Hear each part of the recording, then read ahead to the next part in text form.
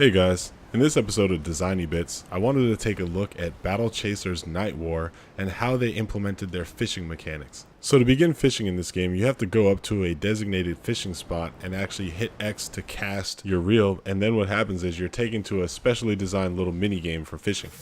So let's talk about a couple of things that they do right, and then maybe a couple of things that they could have done better. Casting.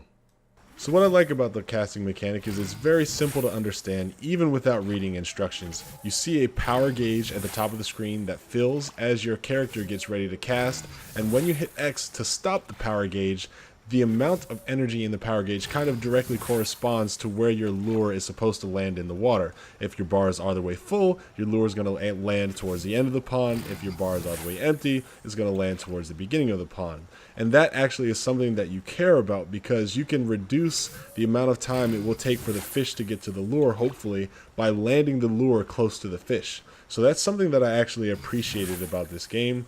And I don't think any changes need to be made in that department. So we're going to go ahead and give this a thumbs up. Reeling. Now, reeling in the fish was actually where I started to have a couple of issues with the experience. Without reading instructions, like a lot of people will end up doing, you kind of look at the interface for a guide as to how this mechanic is supposed to work, which tells you to simply use the left thumbstick. Now, what I didn't appreciate is no indication of direction is given. So you're kind of looking at this like, well, I'm just going to manipulate the left thumbstick. And one of the first things that comes to mind is rotating the thumbstick. Much like anyone who's familiar with fishing, you are actually rotating a crank to reel in your nylon fishing line. And so some people may start rotating their thumbstick, and doing so is a complete failure. Every single time you play this experience, obviously you're going to fail because that's not how it's designed.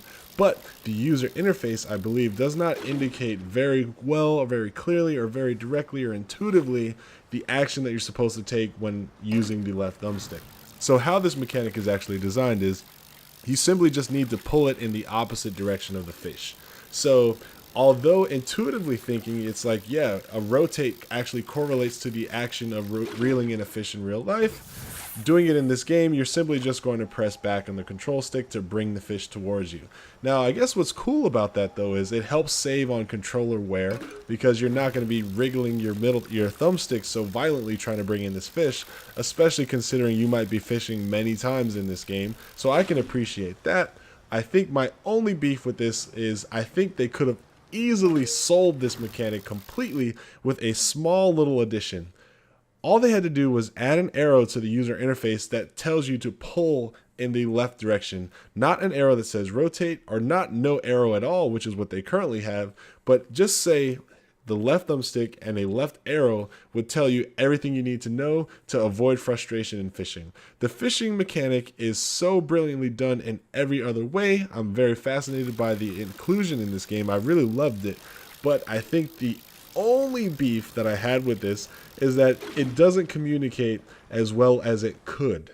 Simply adding one tiny little arrow to the left thumbstick indicator telling the player to pull left, they will figure the rest of it out because the feedback that you're given in every other aspect of fishing is phenomenal. I think that one little red arrow or arrow of any color could have worked wonders for this mechanic. So thanks for watching this first segment of Designy Bits. I really had a lot of fun putting this together, and I just want to let you know that you can expect this type of content way more often. I'm going to be breaking down my favorite moments in my favorite games and sharing the design lessons with you, my subscribers. Oh, wait, you're not a subscriber yet? Well, please click the subscribe button so you can eliminate that problem and make sure you stay on top of all the Designy Bits coming your way. Thanks for watching Larry Games. Obviously, I'm Larry, and I'm out.